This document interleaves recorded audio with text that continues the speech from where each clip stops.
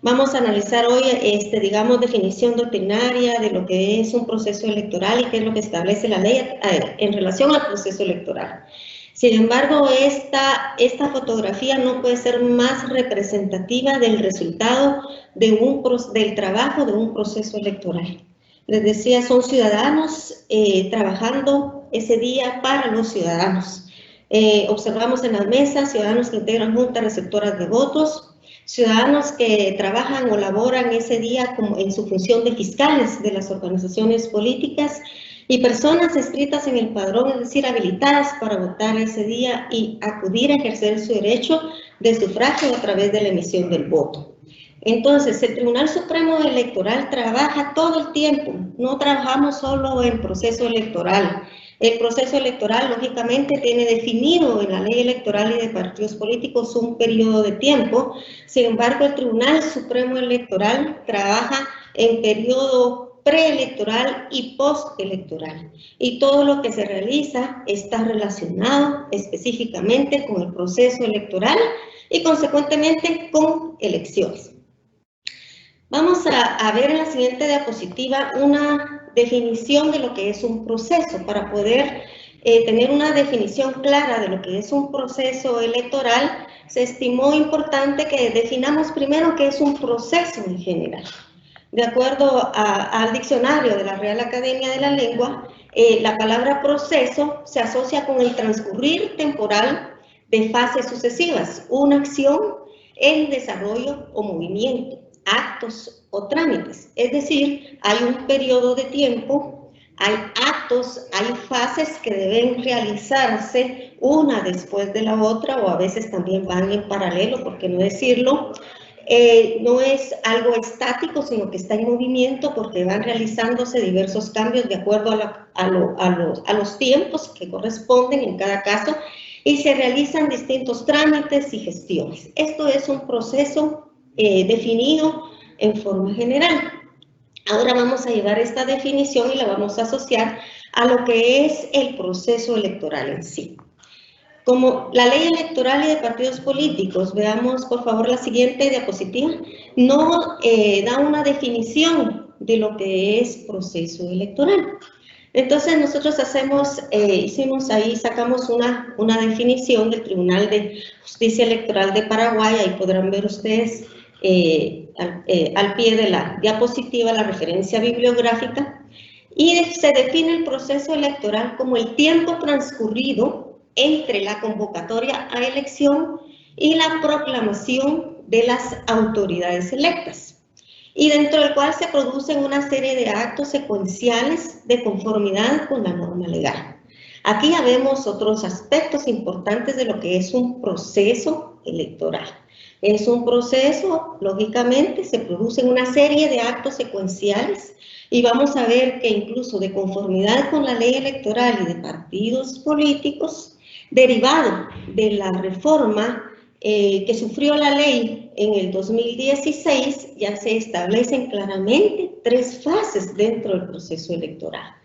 Claro, esta serie de actos secuenciales, esta serie de fases que deben realizarse como parte de un proceso electoral deben llevarse a cabo de conformidad con lo que establece la norma legal. En este caso, o sea, en el caso de Guatemala, de conformidad con lo que establece la ley electoral y de partidos políticos. Entonces, podemos concluir que el proceso electoral se desarrolla, más bien dicho, el proceso electoral se desarrolla en un periodo de tiempo establecido en la ley electoral y de partidos políticos que comprende una serie de fases y actos que están destinados a la elección de autoridades, ¿verdad?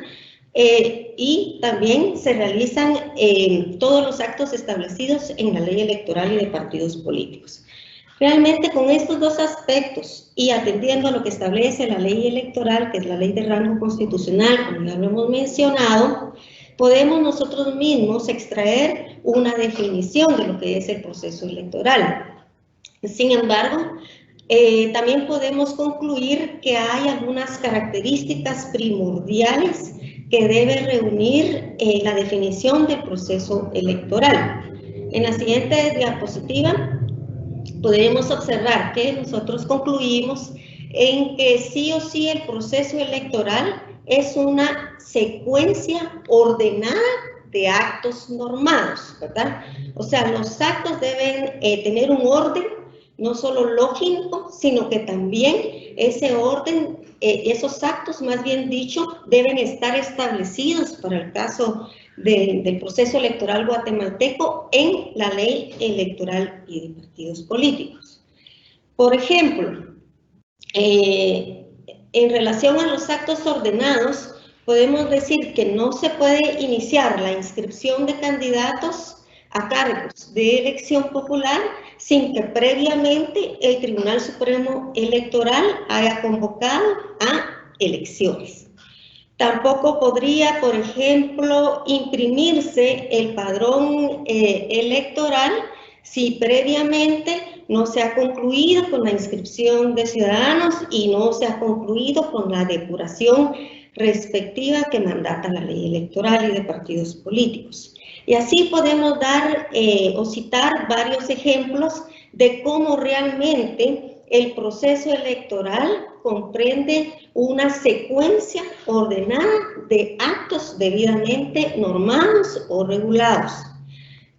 En cuanto a que deben realizar esos actos diversos o varios actores, o a que intervienen varios actores en el proceso electoral, eso también es importante que lo tengamos presente como parte de esa definición de proceso, toda vez que, como nosotros ya sabemos, los que hemos estado trabajando en el tribunal y también quienes han intervenido en integración de órganos electorales o quienes hemos acudido a votar el día de elecciones, pues nos hemos percatado y sabemos de que hay diversos actores que intervienen en el proceso electoral. En primer lugar, podemos citar al Tribunal Supremo Electoral como la máxima autoridad en la materia, como ya lo sabemos, que le corresponde organizar los procesos electorales.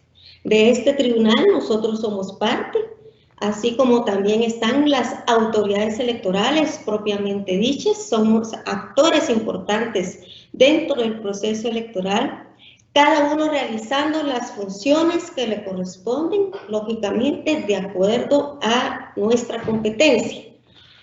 Hay otros actores que son externos, pero que son importantísimos también dentro del proceso electoral, como por ejemplo las propias organizaciones políticas. No podría, digamos, llevarse a cabo una elección o varias elecciones sin que exista la participación de organizaciones políticas, porque así está establecido nuestro sistema electoral. Son las organizaciones políticas las que postulan candidatos y realizan otras funciones dentro del proceso electoral. Entonces también son actores que intervienen dentro de un proceso electoral. Están los órganos electorales temporales, que no nos vamos a extender en eso, ya todos sabemos cuáles son las funciones de las juntas electorales temporales, departamentales, municipales y receptoras de votos, así como también del órgano electoral permanente, que es el registro de ciudadanos, que dentro del proceso electoral pasa a realizar esa función importantísima y fundamental, que es la inscripción de candidatos. Entonces, los fiscales, por ejemplo, también son otros actores y no solo son importantes porque se encargan de vigilar todos los actos del proceso electoral, cada uno en su competencia, sino porque además son una garantía del proceso electoral. La fiscalización, la observación electoral, el acceso a los medios de comunicación, son ejemplos de garantías de transparencia del proceso electoral, al igual que la intervención de ciudadanos integrando juntas receptoras de votos. Estos, digamos, son algunos actores, podemos mencionar más, como por ejemplo los observadores, la observación nacional e internacional también.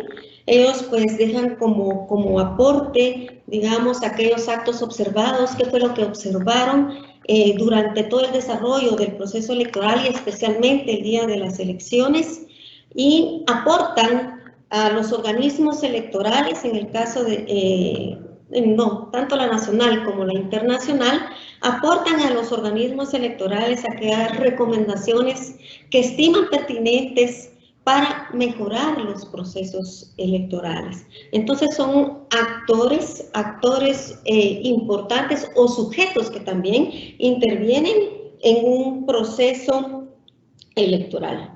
Los medios de comunicación, al trasladar la información a la ciudadanía, recordemos que el que la ciudadanía esté informada también es importante y eso también incide en la credibilidad de una institución, especialmente el Tribunal Supremo Electoral, cuando se trata del desarrollo de un proceso y de resultados electorales.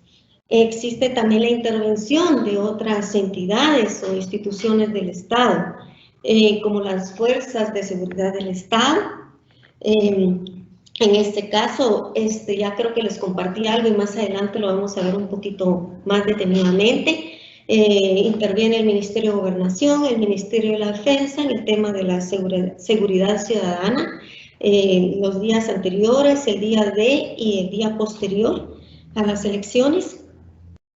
También intervienen otros ministerios como Educación para el préstamo de establecimientos educativos que utilizamos como centros de votación, Energía y Minas, la Comisión Nacional de Energía Eléctrica, por ejemplo, para coordinar que se nos garantice el servicio de energía eléctrica o del fluido eléctrico, que no existan interrupciones y que si se dieran, pues que no se den en el momento de la transmisión de resultados.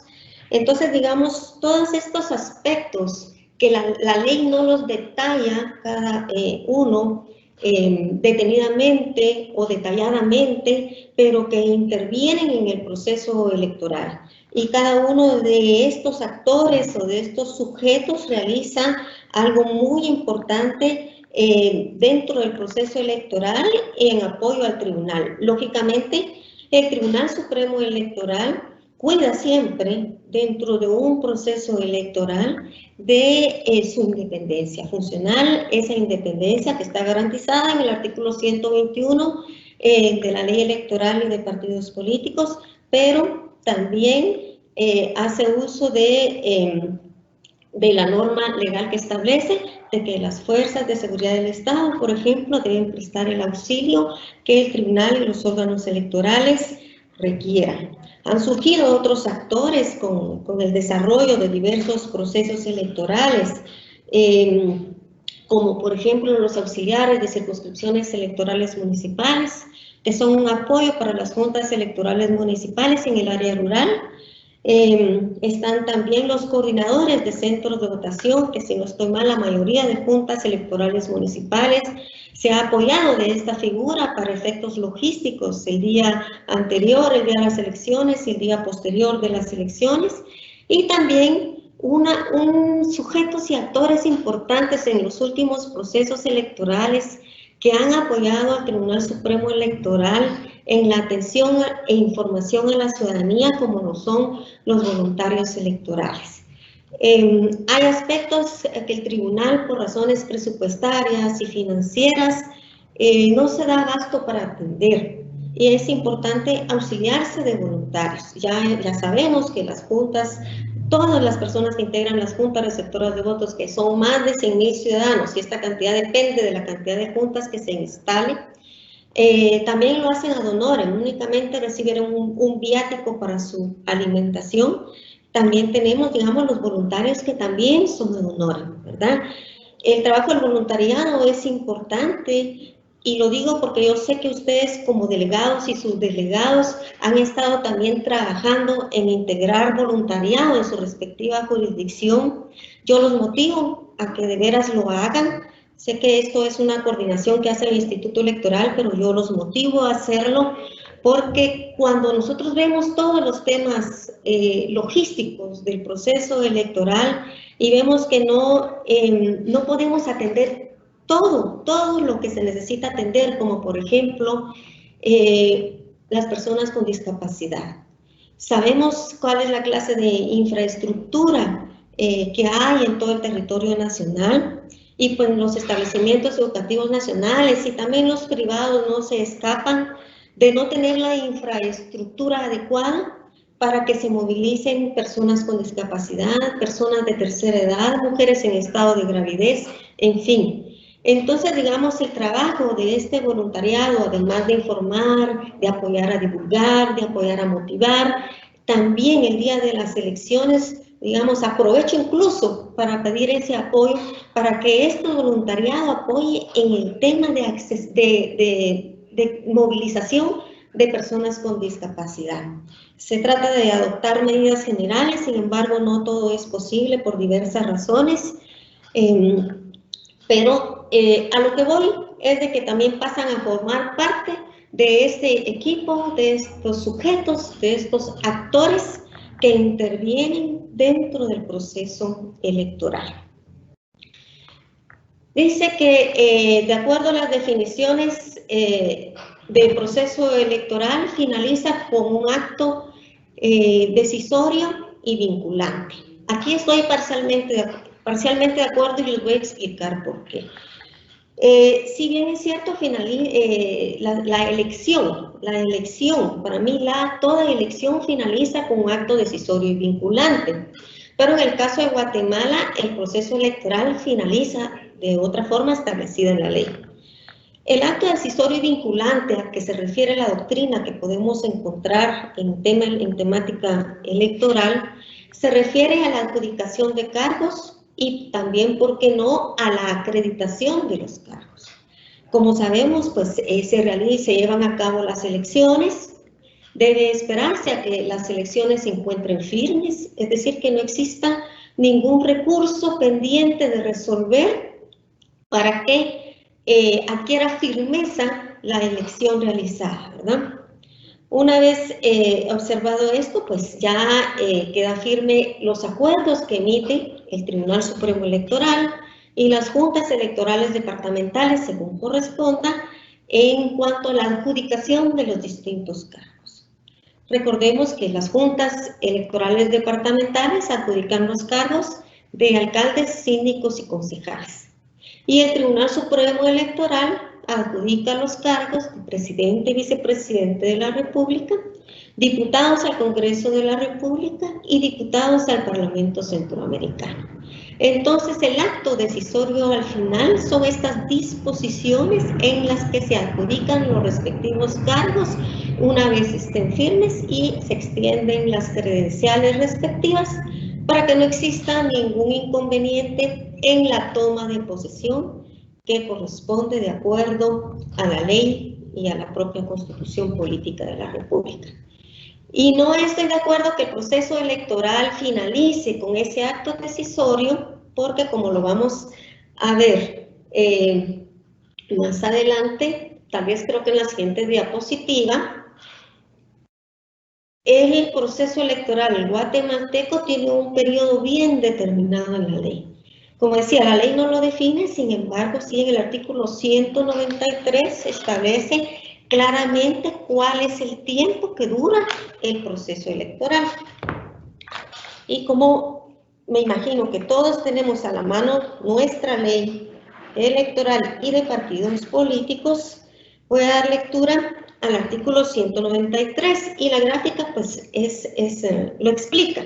El proceso electoral se inicia con la convocatoria a elecciones y termina al ser declarado su conclusión por el Tribunal Supremo Electoral.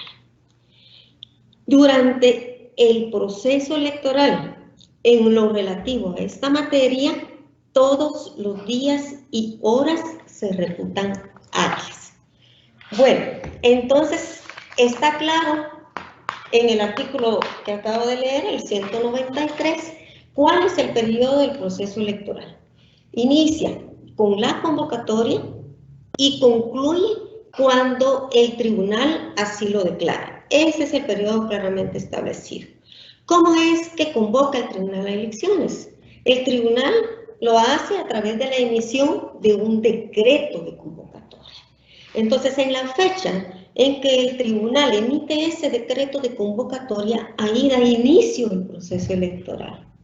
E igualmente, así como emite un decreto para convocar a elecciones o a consulta popular, asimismo emite un decreto declarando concluido el proceso electoral. Entonces, si nos preguntan cuánto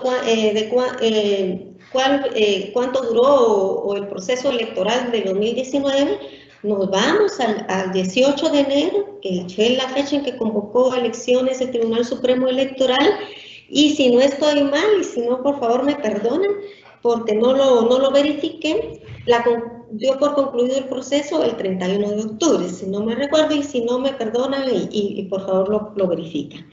Lo que quiere decir es de que convocatoria y conclusión del proceso son facultades del Tribunal Supremo Electoral. Ese Tribunal Supremo Electoral, dentro de lo que establece la propia ley electoral y de partidos políticos, la autoridad que emite el decreto de convocatoria y el decreto de conclusión del proceso electoral. Lógicamente, también durante todo el proceso deben observarse los plazos establecidos en la ley.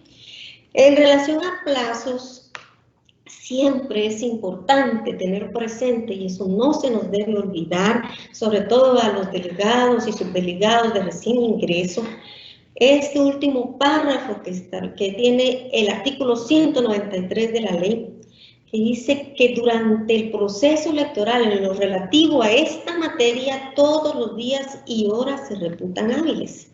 Significa que todos los días y horas son hábiles para el Tribunal Supremo Electoral en materia electoral, cuando los asuntos sean en materia electoral. No podemos decir, una vez convocada a elecciones generales o a consulta popular, incluso nosotros como servidores públicos, integrantes del Tribunal Supremo Electoral o ninguna autoridad electoral, podemos decir que por ser sábado o domingo no corre ese día o no podemos realizar alguna tarea. Todos los días y horas cuentan como hábiles, ¿no? Entonces eso hay que tenerlo bien presente. Ya vamos a entrar a lo que es realmente ya el desarrollo del proceso electoral.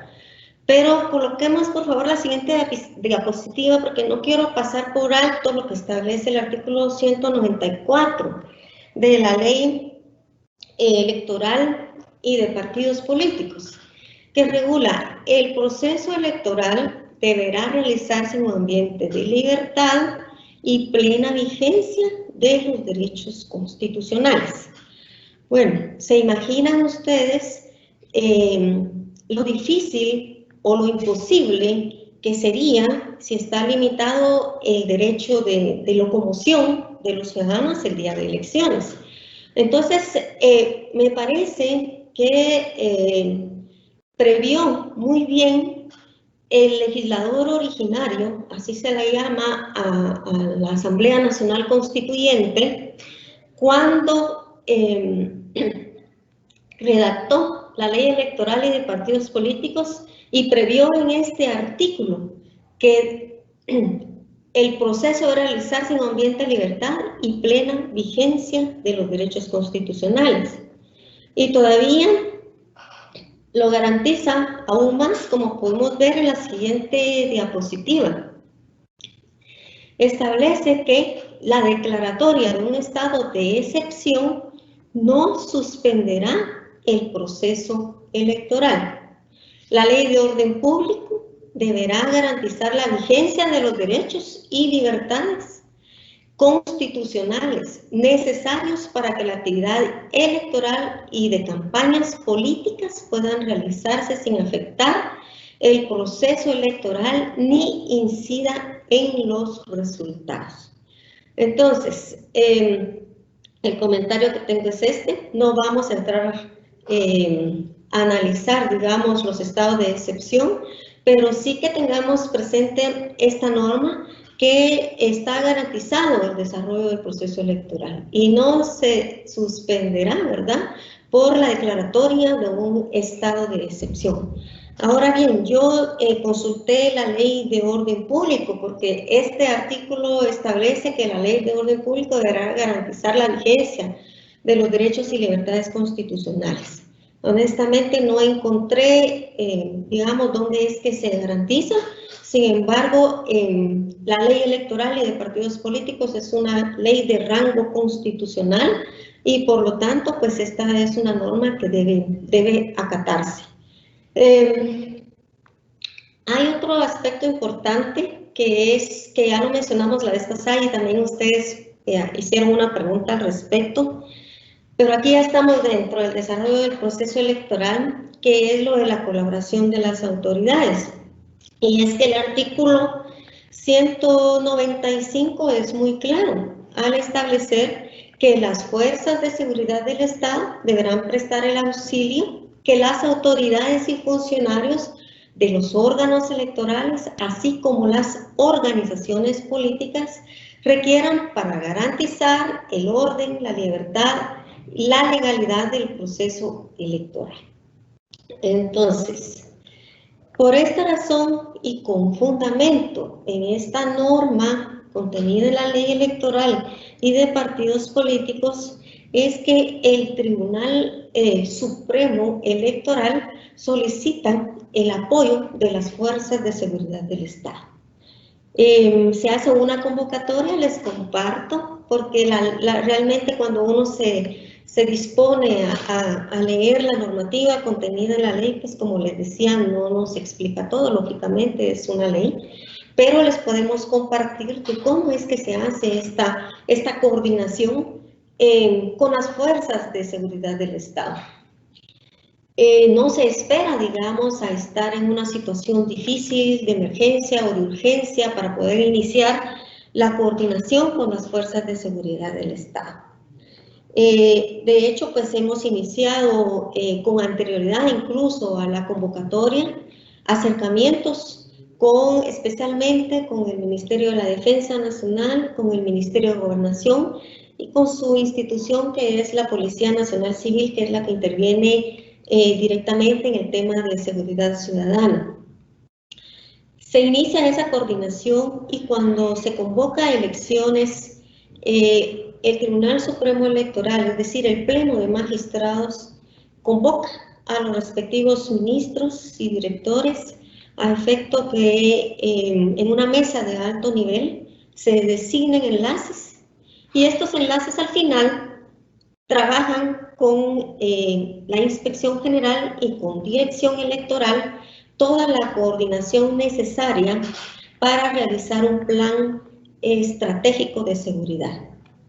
Lógicamente, el Tribunal Supremo Electoral no es el responsable de la seguridad ciudadana. Sin embargo, al tener que realizarse el proceso electoral en un ambiente de libertad, de garantizarse esa seguridad, el orden, lógicamente requiere el apoyo con el debido tiempo de estas fuerzas de seguridad del Estado. Se trabajan los mapas de posible conflictividad electoral, en la que ustedes como delegados y subdelegados también nos apoyan incluso previamente. Por ejemplo, este año le vamos a solicitar ya su apoyo dentro de poco tiempo para que empecemos a realizar monitoreo de posible conflictividad electoral. Hemos elaborado instrumentos en los que ustedes nos han apoyado y nos seguirán apoyando como lo suelen hacer para reportar todos aquellos aspectos que ustedes visualicen en sus correspondientes jurisdicciones departamentales y municipales. Esto es valioso porque viene a alimentar un mapa de posible conflictividad electoral en donde se toman en cuenta distintas variantes o distintas variables. Por ejemplo, a veces nos han preguntado o nos han querido cuestionar ¿por qué tomamos en cuenta como una variable el tema de las movilizaciones sociales? Lógicamente, una movilización, una protesta, un cierre, no es un tema electoral, pero sí puede llegar a afectar el proceso electoral. especialmente si es los días previos a las elecciones, el día de las elecciones y la semana siguiente a las elecciones, porque resulta que en ese periodo de tiempo el Tribunal Supremo Electoral debe remitir a las juntas electorales departamentales y estas a las municipales en todo el material electoral que se utiliza el día de las elecciones. Entonces sí constituye un riesgo. También es un riesgo, por ejemplo, una variable dentro de la posible conflictividad, digamos que no haya servicio de energía eléctrica. Les cuento algo, fíjense que la vez pasada, no sé si fue 19 de marzo, estoy mal, del 2019, que era el cierre de inscripción de ciudadanos, un día antes publicó la empresa eléctrica que no estaría prestando el servicio porque daría atención a sus líneas en ciertos municipios. Imagínense ustedes, si ustedes la función de inscripción de ciudadanos necesitan el servicio de energía eléctrica, además de que ese día se elabora hasta las 12 de la noche porque es a 24 horas, mejor dicho, porque es el último día para que las personas puedan inscribirse como ciudadanos y pasar a ser parte de ese padrón electoral. Entonces, por eso existe esa coordinación con otras instituciones, no solo Ministerio de Defensa, Ministerio de Gobernación, porque entonces ahí ya acudimos a Ministerio de Energía y Minas, Comisión Nacional de Energía Eléctrica, y también hay que reconocer que las empresas que prestan el servicio de energía eléctrica también se ponen a disposición y han prestado todo el apoyo. En esa oportunidad, pues lógicamente me comuniqué con el personero de la EXA y lógicamente inmediatamente accedieron a no suspender el servicio. Pero son temas, digamos, que no se encuentran en la ley y que nosotros acá no tenemos oportunidad de compartirles a ustedes, pero que se dan dentro del proceso electoral. Digamos, es un acto que dirían, bueno, no es meramente electoral, pero incide en el proceso electoral, esta coordinación intrainstitucional para garantizar el orden, la seguridad, el orden en distintos aspectos, ¿verdad? Entonces, de esta manera, aquí pues hemos logrado integrar una mesa bastante numerosa con diversas instituciones, ministerios y también con cuerpos de socorro para atender todo el tema. Lógicamente, como dicen ellos, estamos en apresto los días anteriores a las elecciones, el día de, y lo principal, o sea, lo que se trata es de prevenir antes de tener que mitigar.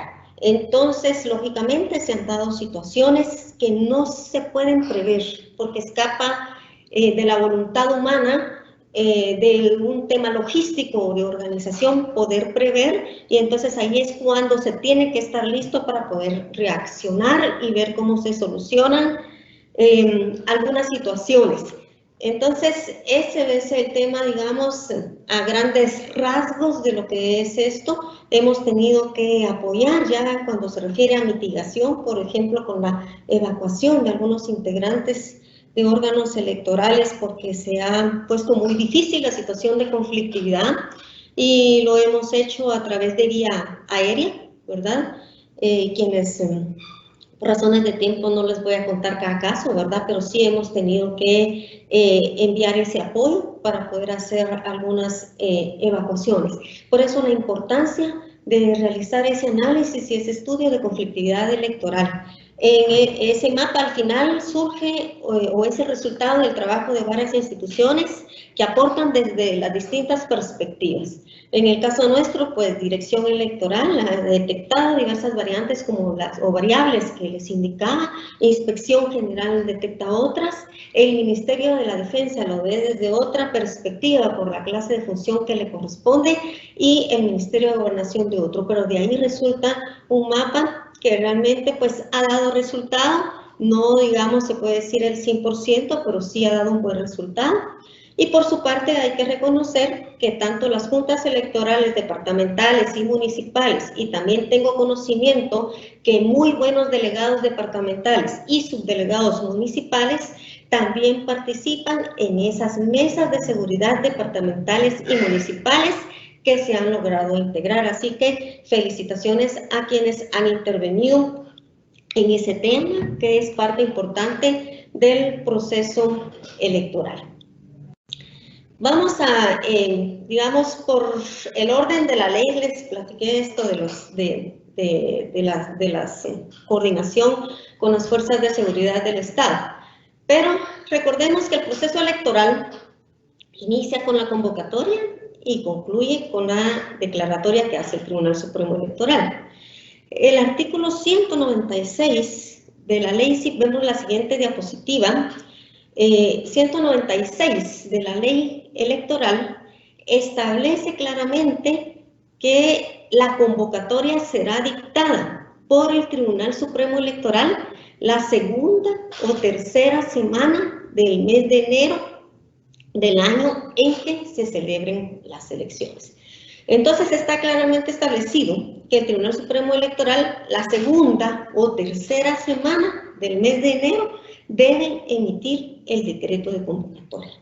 El próximo proceso electoral debe llevarse a cabo en el año 2023, por lo tanto, en una de esas 2 semanas, el Tribunal Supremo Electoral debe convocar a elecciones generales y de diputados al Parlamento Centroamericano de conformidad, como actualmente está vigente, la ley electoral y de partidos políticos. Recordemos que anteriormente a las reformas a la ley, la propia ley establecía claramente que debía convocarse el 2 de mayo. Sin embargo, esto cambió y ya debemos ubicarnos que la convocatoria debe realizarse la segunda o tercera semana del mes de enero. Es decir, que en una de estas 2 semanas, el día exacto de la convocatoria, da inicio el proceso electoral. Dicha norma también establece cuándo debe convocarse en caso de consulta popular y en caso de elección de diputados a la Asamblea Nacional Constituyente. Y en este caso, el decreto de convocatoria debe dictarse con anticipación no menor de 90 días a la fecha de celebración. Esto significa que el tribunal lo puede hacer con más anticipación, ¿verdad? No precisamente 90 días antes a la fecha que fije para la elección de diputados a la constituyente o a la consulta popular. Lo puede hacer antes. De hecho, en la consulta popular celebrada en el 2018 lo hizo antes. ¿Y esto por qué? No porque el tribunal haga uso como quiera de la facultad que le establece, que le da la ley electoral, sino porque para efectos de organización y para efectos de logística electoral, si se cuenta con más tiempo para toda esa tarea, es mucho mejor. Se garantiza de una mejor manera el desarrollo de un proceso electoral y de una consulta. Y también recordemos que existen plazos para integrar, por ejemplo, juntas electorales departamentales, y si se convoca 90 días antes, quiere decir que ese día deberían de estar integradas la totalidad de juntas y a qué hora se hace todo el trabajo de integración. En fin, el artículo 196 también establece que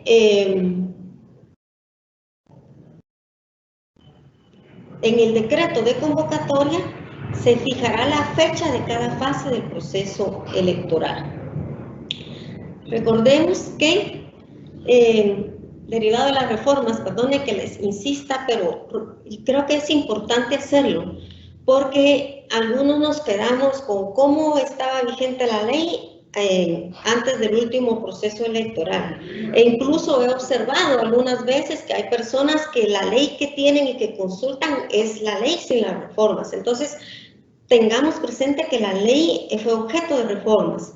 Entonces, en este artículo se fijan 3 fases claramente dictadas, ¿verdad? Y que vamos a mencionar más detenidamente con posterioridad para que vayamos entendiendo cómo es que se desarrolla el proceso electoral. Pero en ese decreto de convocatoria debe fijarse la fecha de cada fase, cuando inicia y cuando concluye. ¿Cuáles son las clases de comicios que están reguladas en la ley electoral y de partidos políticos? son 4 clases de comicios, así lo establece claramente el artículo 199. Y es elección de presidente y vicepresidente de la República, perdón, elecciones generales.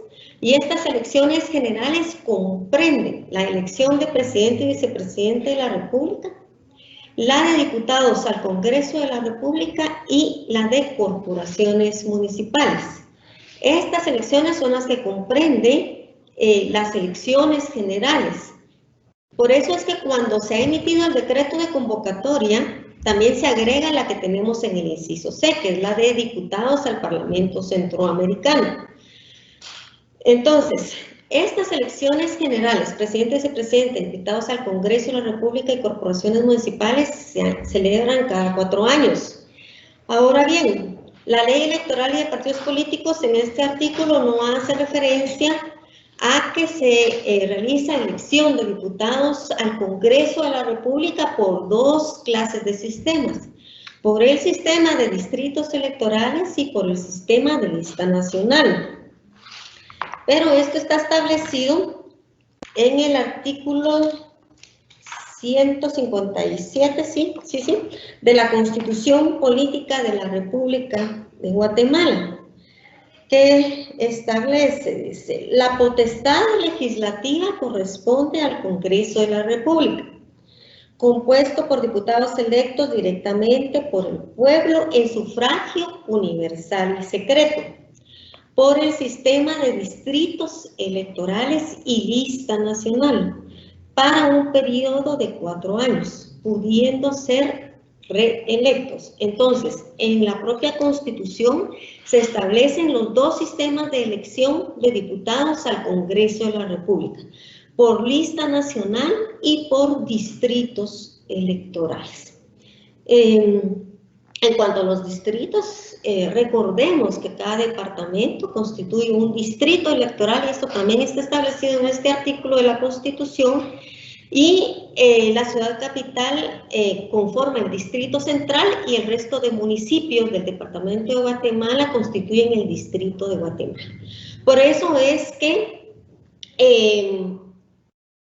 el sistema administrativo electoral, por decirlo así, comprende 23 distritos electorales, o también, como lo manejamos a nivel de logística, 23 circunscripciones electorales, ¿verdad?, de esta naturaleza. Entonces, estas son también la otra clase de comicios al que puede convocar y organizar el Tribunal Supremo Electoral, es la elección de diputados a la Asamblea Nacional Constituyente, y también a consultas populares. La elección de diputado al Parlamento Centroamericano se lleva a cabo por coincidir los periodos ahora, juntamente con las elecciones generales, que ya mencionamos en el inciso A, pero realmente son 4 las clases de comicios que deben realizarse. Ahora, dentro de los comicios de elecciones generales se llevan a cabo distintas elecciones, ¿verdad? No es lo mismo. ¿Cuáles son las fechas en que deben llevarse a cabo las elecciones? Bueno, las elecciones generales, si vemos la siguiente diapositiva, y de diputados al Parlamento Centroamericano, deben realizarse un domingo del mes de junio. La siguiente, por favor.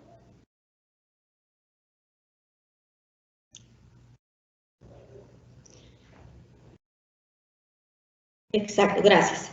Entonces, está definido claramente en la ley electoral que las elecciones generales y de diputados al Parlamento Centroamericano deben realizarse sí o sí, ¿verdad?, un domingo del mes de junio. Es decir, el Tribunal Supremo Electoral no puede disponer en el decreto de convocatoria que las elecciones generales y de diputados al Parlacén se llevan a cabo otro día u otro mes. Tiene que ser un domingo y tiene que ser del mes de junio. La facultad que tiene es de decidir qué domingo del mes de junio queda mejor para la organización y logística y para el propio Tribunal Supremo Electoral. Y la segunda elección de presidente y vicepresidente de la República debe celebrarse en un plazo no mayor de 60 días ni menor de 45 días y conforme a la convocatoria. Este segundo párrafo, o sea, de la segunda elección, está establecido en el artículo 201.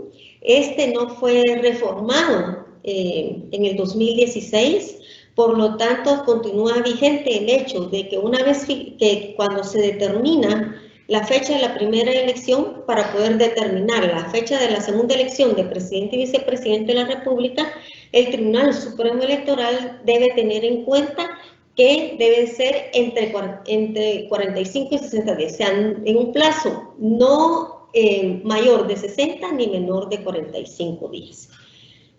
Normalmente también se consideran aquellos aspectos logísticos, que es lo que beneficia más a la institución y a la ciudadanía en el tema de organización y logística electoral para mejor desarrollo del proceso electoral, para establecer las fechas de primera y segunda elección presidencial y de elecciones generales.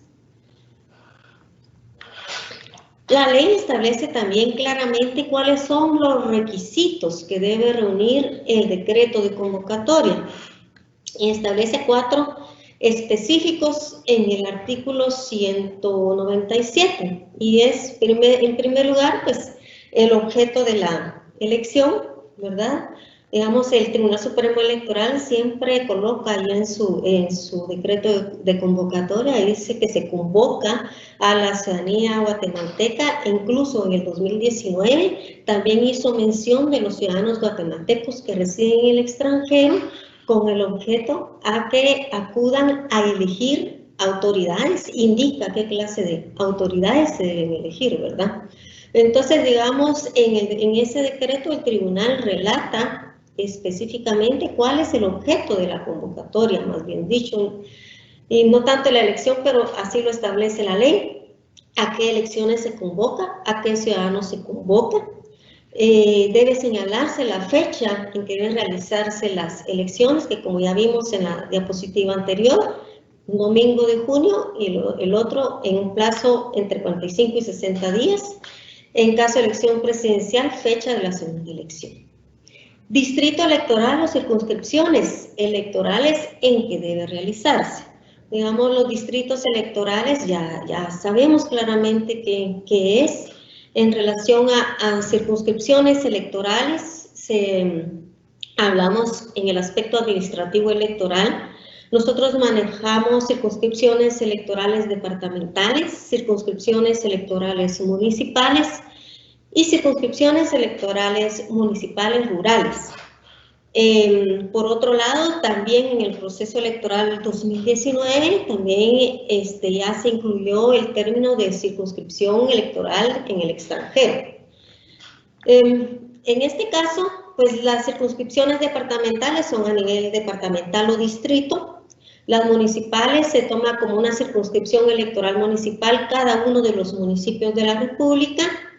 Y en el caso de las circunscripciones electorales municipales rurales, quienes ya han tenido la experiencia de un proceso electoral y para quienes son de nuevo ingreso, les compartimos que dirección electoral previamente a un proceso electoral, por eso les decía que nos laboramos todo el tiempo, no solamente dentro del periodo que comprende el proceso electoral.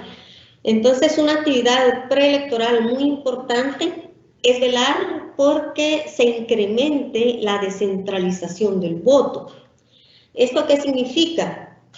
Que la ley obliga al tribunal o le establece la obligación de acercar el voto al ciudadano.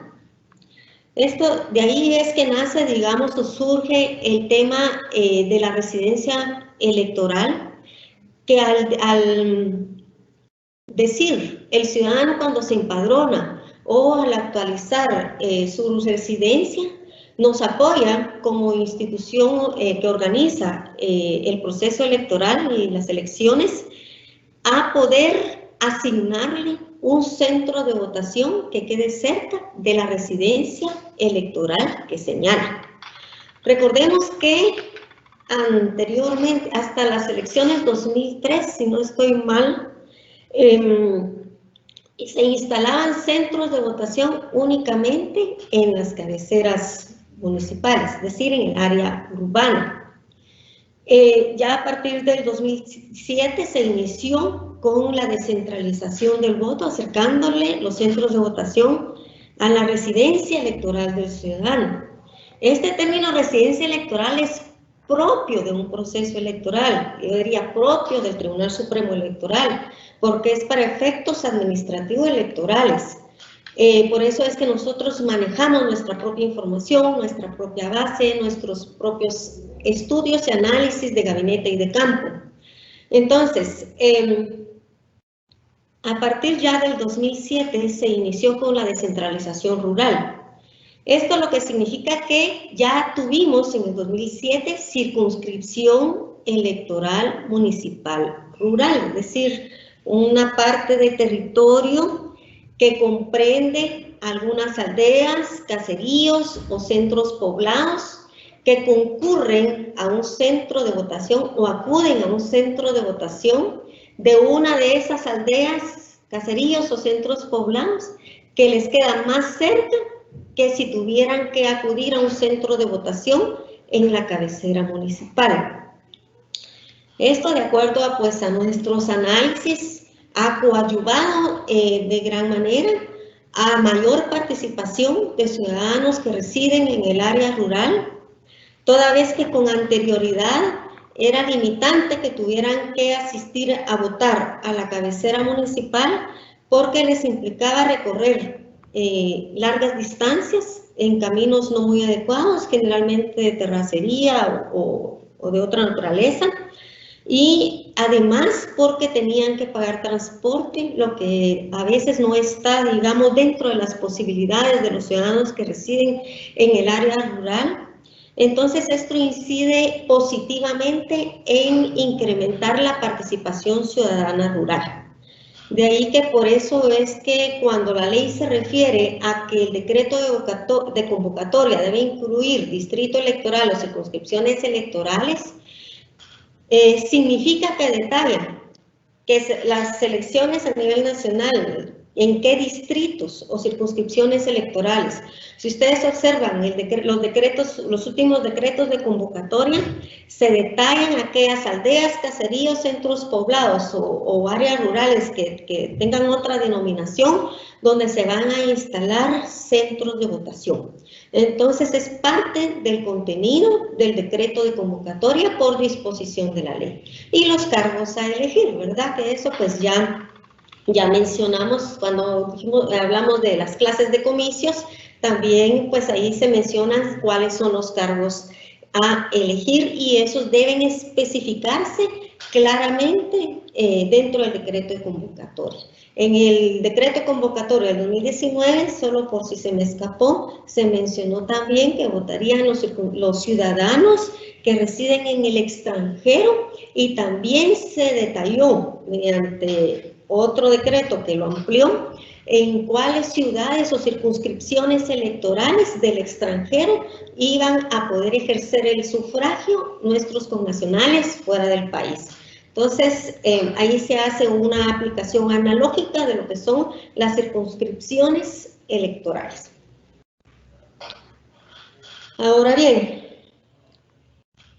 hemos estado mencionando que el artículo 196 de la ley electoral establece claramente cuáles son las fases del proceso electoral. Y taxativamente regula que son 3 fases. Vamos a ir conversando, digamos, o exponiendo cada una de estas fases, haciendo algunas aclaraciones o ampliaciones que se estime, digamos, que pueden aportar algo a ustedes. La primera fase se refiere al proceso de postulación e inscripción de candidaturas a cargo de elección popular, ¿verdad? Y esta fase da inicio un día después de la convocatoria y terminará un día antes del inicio de la segunda fase. En este periodo es prohibida la realización de propaganda electoral.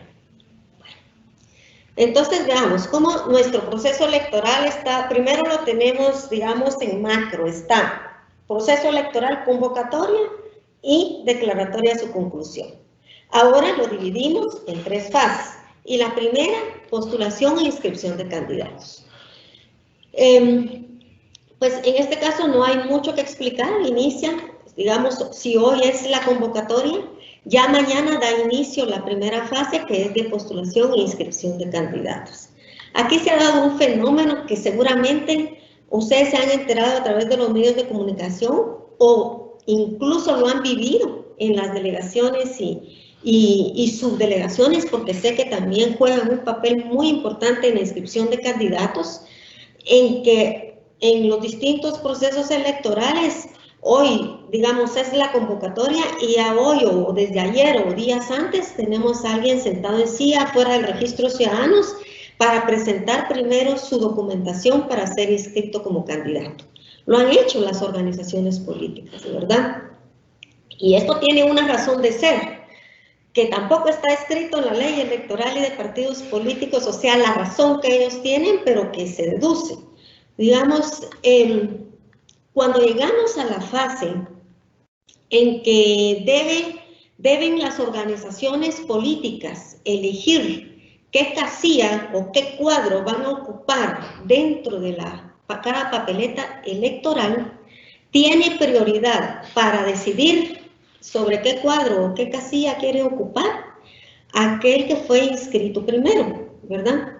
Entonces esa es la razón por la que días antes incluso hay representantes o personas de parte de organizaciones políticas ocupando un espacio en la puerta del registro de ciudadanos, y ustedes pues me podrán compartir si ha sucedido también en delegaciones y subdelegaciones del registro de ciudadanos, pero esa es la razón. Y pues dice que termina un día antes de la segunda fase. Entonces ya vamos a ver cuándo inicia la segunda fase, y ya sabemos que un día antes termina la inscripción de candidatos. Ahora, este trabajo de inscripción de candidatos que ustedes hacen, que hace el Departamento de Organizaciones Políticas, y el registro de ciudadanos propiamente dicho, del que todos ustedes son parte, pero miren, es importantísimo. Yo diría que es de los más vitales del proceso electoral, porque, digamos, hacen esa depuración de todas las solicitudes de inscripción que se presentan, toda esa revisión de expedientes, que seguramente ya, no sé si ya lo vieron o tendrá oportunidad de hablar más detalladamente de ese tema de inscripción de candidatos, pero es una labor increíble de las que corresponde hacer y además de delicada, ¿verdad?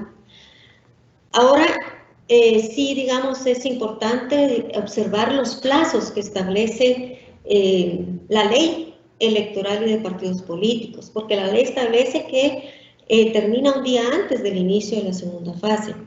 Sin embargo, en la práctica, en los procesos electorales anteriores, nos hemos encontrado que termina la segunda fase y todavía se siguen inscribiendo candidatos porque se recibieron los expedientes, ¿verdad?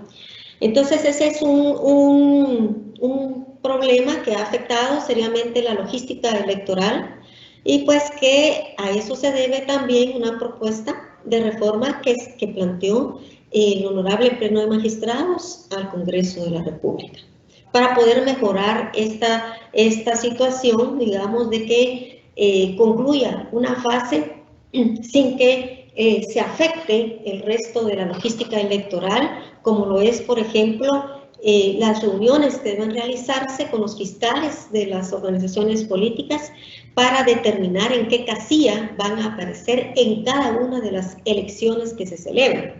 Recordemos que deben elegir en cada papeleta de cada distrito electoral, en la de presidente y vicepresidente, en la por lista nacional, y afortunadamente hay un artículo que faculta al tribunal para que, si por razones de tiempo no se puede hacer esto con los fiscales, Dirección Electoral defina este orden. Este orden tampoco se ha hecho discrecionalmente, sino que se ha utilizado el procedimiento de que se han ordenado en las papeletas los candidatos a alcaldes y corporaciones municipales, de acuerdo también al orden en que fueron inscritos para ser, digamos, transparentes e imparciales en ese tema. Eso así es como se ha realizado, pero es importantísima esta fase. Ahora, aquí hay que llamar la atención en que la ley electoral establece las frases, por ejemplo, esta primera, postulación e inscripción de candidatos, pero, digamos, del día siguiente a la convocatoria hasta un día anterior a la segunda fase del proceso electoral, hay otros actos importantes que debe realizar el Tribunal Supremo Electoral y otros actores dentro del proceso electoral, que la ley no detalla, pero que están comprendidos y que también concurren dentro de este mismo tiempo. Aquí es bien importante hacer énfasis a que anteriormente la ley electoral no establecía la prohibición de realizar propaganda electoral en la fase, porque no existía tampoco la fase, ¿verdad?, durante el periodo de inscripción de candidatos.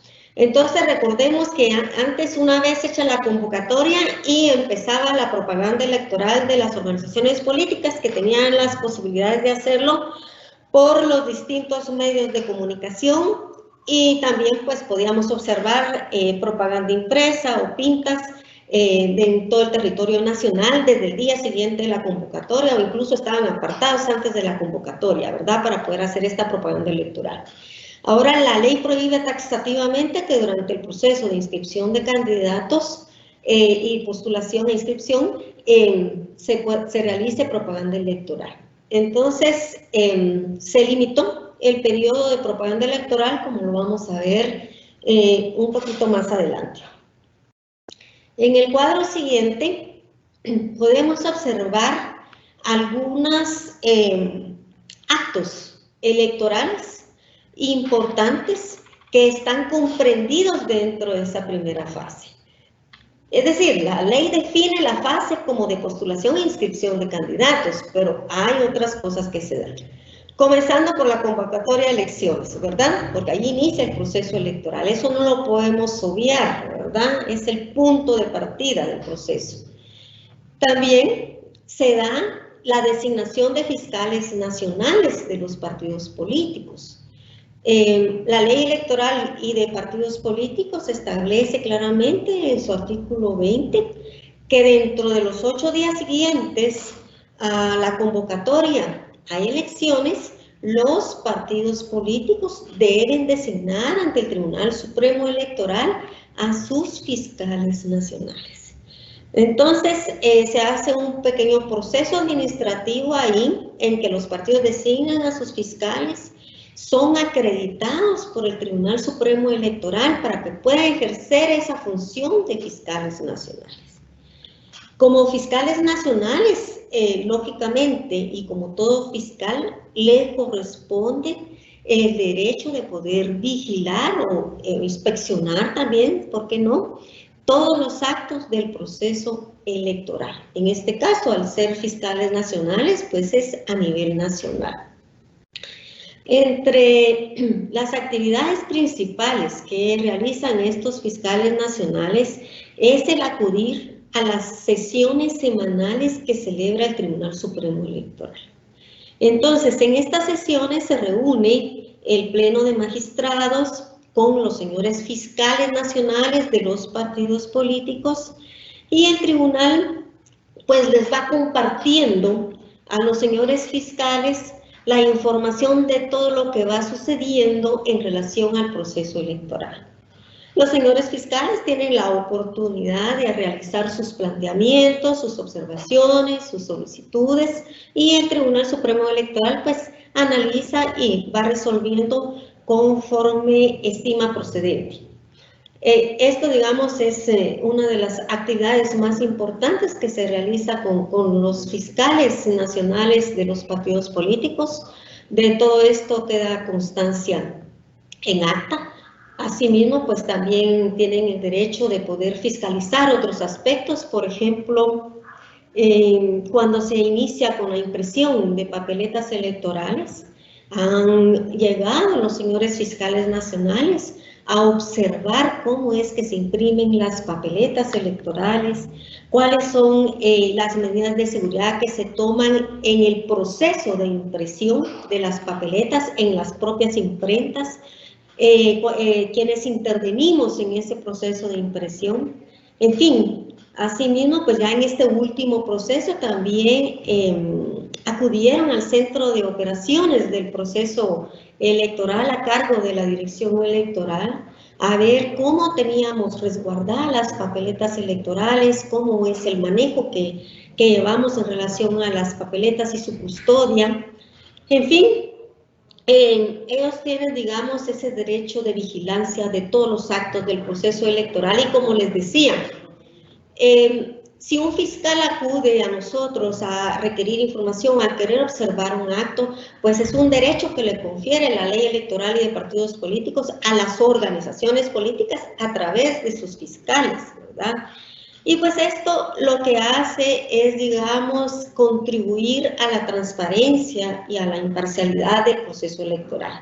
Por eso, cuando hablamos de fiscalización, lo mencionamos como una garantía del proceso electoral, no como algo que digamos que lo hagan con otra intención. Es una garantía del proceso electoral y así debemos verlo y también cumplir con lo que establece la ley electoral y de partidos políticos. Hay otra actividad fundamental dentro del periodo de esta primera fase, que es el cierre de inscripción de ciudadanos, o lo que se denomina el artículo 9 como la anticipación necesaria, ¿verdad? En esto también ustedes son fundamentales, son actores principales, derivado a que ustedes pues inscriben a los ciudadanos que acuden a las delegaciones y subdelegaciones municipales. Entonces, el artículo 9 de la ley establece que para poder ejercer el derecho de voto, las personas deben estar inscritas o los ciudadanos con una anticipación no menor de 3 meses de las elecciones generales.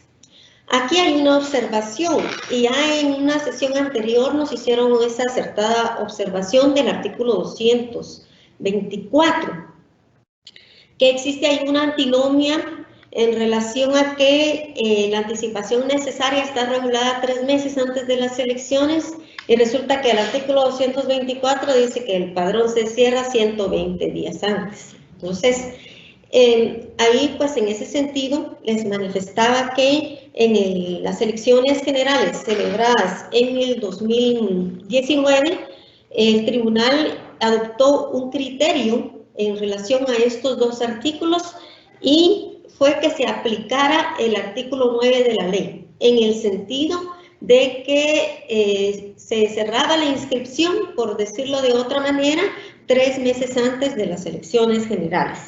Esto lo hizo en pro de los ciudadanos o en pro de las personas que aún no se habían inscrito como ciudadanos para que tuvieran la oportunidad de poder inscribirse por lo menos durante un mes más, ¿verdad?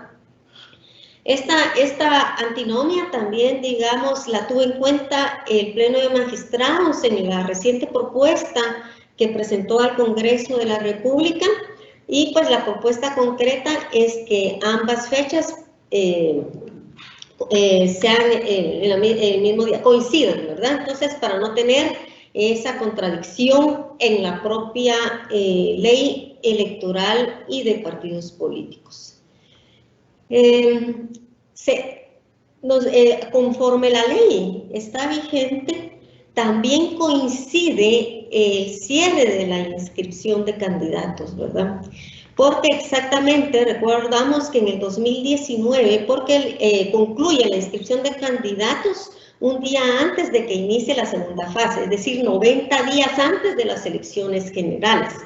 Entonces coincidió en el 2019 y seguramente en el 2023 la fecha del cierre de inscripción de ciudadanos y la fecha del cierre de inscripción de candidatos, que prácticamente no fue cierre de inscripción de candidatos, sino que fue cierre de recepción de expedientes para inscripción de candidatos, ¿verdad? Entonces, esas dos fechas así está establecido en la ley electoral y de partidos políticos.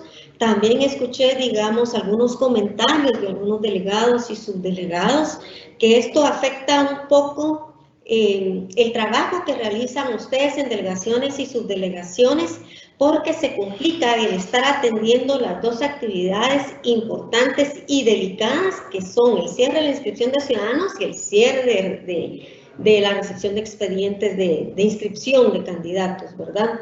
Entonces, pero así está establecido en la ley.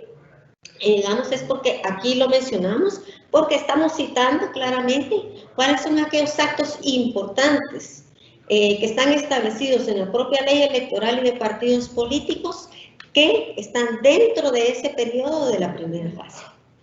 Constitución e inscripción de comités cívicos electorales.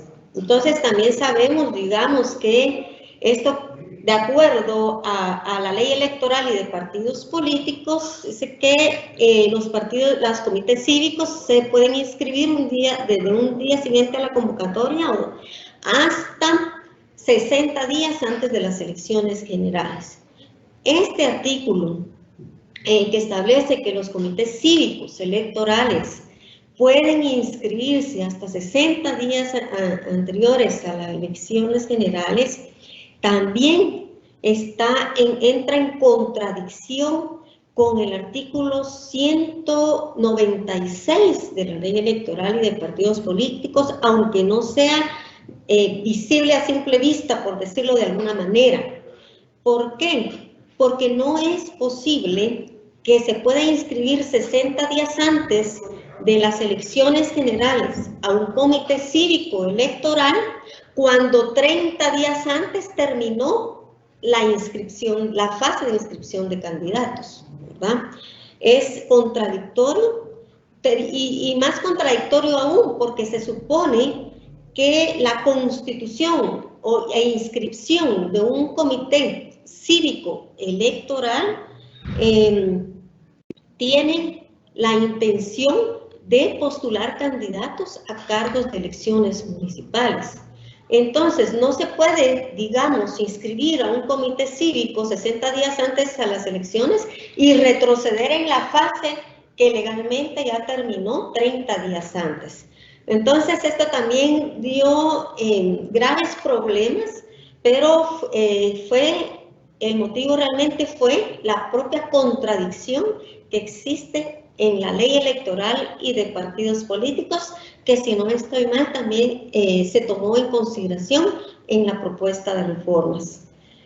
Y otra actividad electoral, digamos, no menos importante que las anteriores, sino que de la misma importancia, como todos los actos que prevé la ley, es la integración de las juntas electorales departamentales. Toda vez que, de acuerdo al artículo 179 de la misma, las juntas electorales departamentales deben integrarse con por lo menos 3 meses antes del día de las elecciones generales.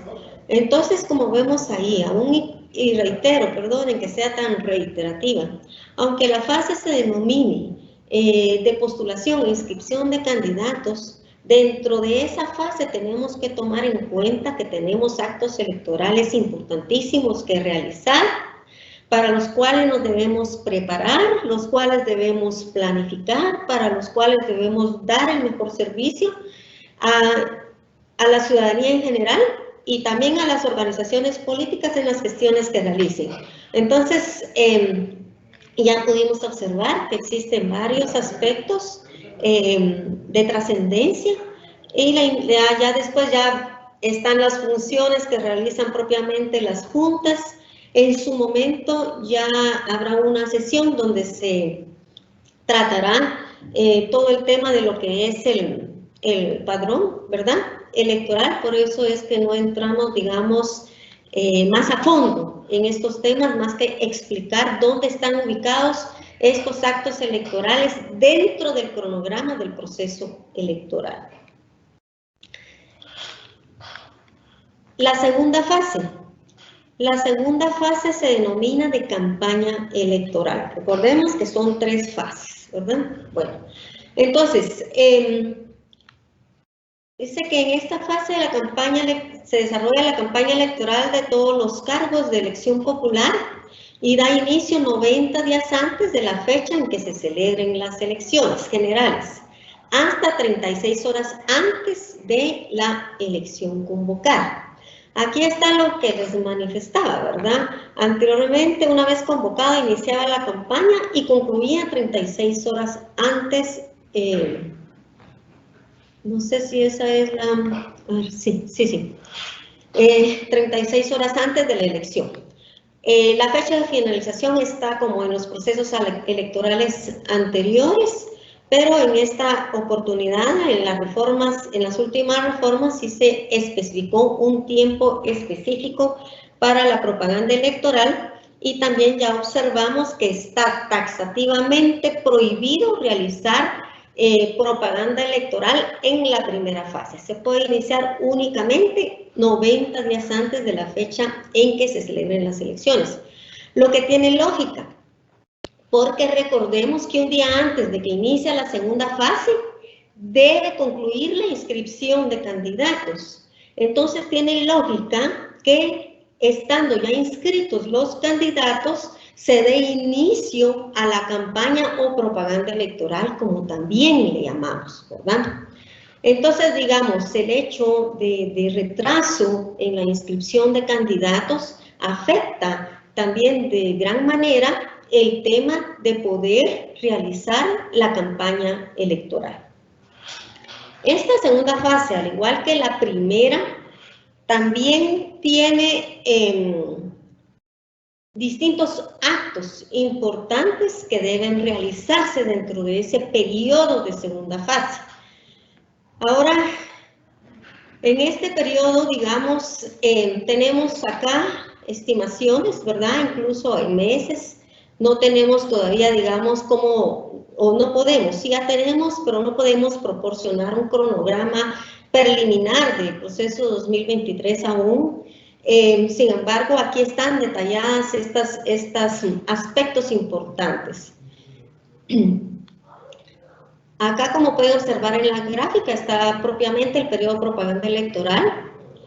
Luego tenemos la depuración del padrón electoral, que de conformidad con la ley debe realizarse la primera y segunda semana del mes de abril, lógicamente del año en que se celebran las elecciones, ¿verdad? Recordemos, está el cierre de la inscripción de ciudadanos y ahora tiene que concluirse con la depuración del padrón electoral. Y me refiero a conclusión de depuración electoral, aunque no lo diga así la ley, no lo establezca, más bien dicho, así la ley, porque ustedes mejor que yo saben que la depuración del padrón electoral es permanente. No es que se lleve a cabo únicamente cuando hay elecciones o el desarrollo de un proceso electoral. Sin embargo, sí hay actos importantes acá que contribuyen a la mayor depuración, como es, por ejemplo, los listados que envía Gobernación, Defensa, las municipalidades en cuanto a quienes prestan servicio activo en los cuerpos policíacos y en el ejército. Digamos, esa es una depuración muy especial que se realiza. Y no me voy a detener más porque hay una sesión para padrón electoral. También hay una fecha establecida o un periodo establecido para imprimir el padrón electoral y es la cuarta semana del mes de abril. Anteriormente no teníamos este plazo establecido, sin embargo ahora la ley lo regula y es la cuarta semana del mes de abril, sí o sí debe imprimirse el padrón electoral. En esta segunda fase de campaña electoral, como le denomina la ley, también concurre el acto electoral de la integración de juntas electorales municipales. ¿Y por qué queda cabal o casa cabal dentro de este periodo de la segunda fase? Porque la ley establece que deben integrarse con por lo menos 2 meses antes de las elecciones generales. Digamos, de las juntas municipales, ya también conversamos en una sesión específica de órganos electorales temporales.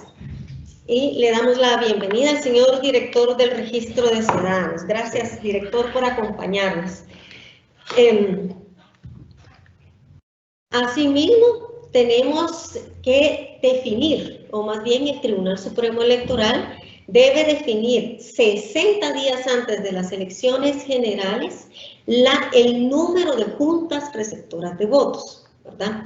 Este es un trabajo, y sí, no hay una sesión específica, entonces me voy a referir un poquito a que este es un trabajo que hace Dirección Electoral juntamente con la Dirección de Informática. Recordemos que hay una base geoelectoral que sirve de base, valga la redundancia, para la base de geoempadronamiento. Entonces, con esta base y la de geoempadronamiento se define la cantidad de juntas receptoras de votos que deben instalarse en cada municipio, en cada distrito electoral, en cada circunscripción electoral, en fin. Ahí también ya nos sirve la base geo para incluso determinar en qué centro de votación le corresponde votar a cada ciudadano. Pero en este caso la ley se refiere a que el tribunal debe determinar 60 días antes el número de juntas receptoras de votos. Y esa información debemos proporcionársela a las organizaciones políticas.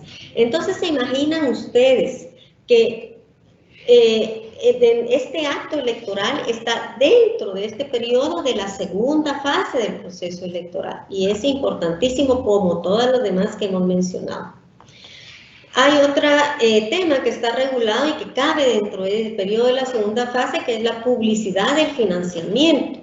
Al establecer el artículo 21 quinques que deben publicarse, digamos, los financistas, si no mal recuerdo, 30 días antes de las elecciones generales. Este también fue un tema totalmente nuevo para las elecciones generales 2019, así como la creación de la unidad especializada que da seguimiento al tema. Dentro de esta fase también cabe la integración de las juntas receptoras de votos, que debe llevarse a cabo con por lo menos 15 días antes de las elecciones generales, ¿verdad? Y ni hablar de la importancia de esto, que creo que ya lo mencionamos suficiente en la sesión específica. También algo muy importante que no está establecido en la ley electoral, únicamente está regulado en el reglamento, pero que es fundamental para que se lleven a cabo las elecciones y también para lo que trabajamos todos dentro del proceso electoral, que es la preparación y remisión de cajas electorales. Esto pues lleva todo un proceso, ¿verdad? Digamos, nosotros tenemos aquí 15 días, pero estos 15 días son para el embalaje propiamente dicho. Yo les digo que de repente si hay alguna oportunidad vamos a solicitar, o de repente en otra reunión a la que nos invite el director del registro fuera del curso, si no es posible, tener una sesión específica de logística electoral, pero digamos, estos 15 días que tenemos previstos aquí antes de las elecciones es para el embalaje propiamente dicho. No es para toda la actividad y todo el engranaje que lleva la organización y la logística que nos lleva como producto último la remisión de las cajas electorales a todo el país. Aquí, pues dentro de esta fase también cabe lo que es la prohibición y expendio de licores, que es un día previo a las elecciones, desde las 12 horas del día anterior y hasta las 6 horas del día siguiente, ¿verdad? Esto pues no depende del Tribunal Supremo Electoral, sin embargo siempre la Inspección General asume su rol de vigilancia. Y también hemos observado a través de medios de comunicación cómo son detenidas algunas personas por vulnerar esta prohibición. Y está también la publicación de encuestas y estudios de opinión. Estas pues la tenemos acá por la fecha en que finaliza, pero se pueden realizar desde la convocatoria hasta 15 días previos a las elecciones generales. Entonces, digamos, todos estos actos están comprendidos dentro de la fase denominada periodo de propaganda electoral. Y creo que nos vamos a quedar hasta acá en la sesión del día de hoy, pendientes de poder compartirles lo relacionado a la tercera fase y a los demás temas que atañen al proceso electoral para poder dar paso, digamos, al periodo de preguntas o comentarios. Y ahí nos quedamos esperando poder, digamos, cumplir con las expectativas de los señores delegados y subdelegados. Tribunal Supremo Electoral, garantía de la voluntad popular.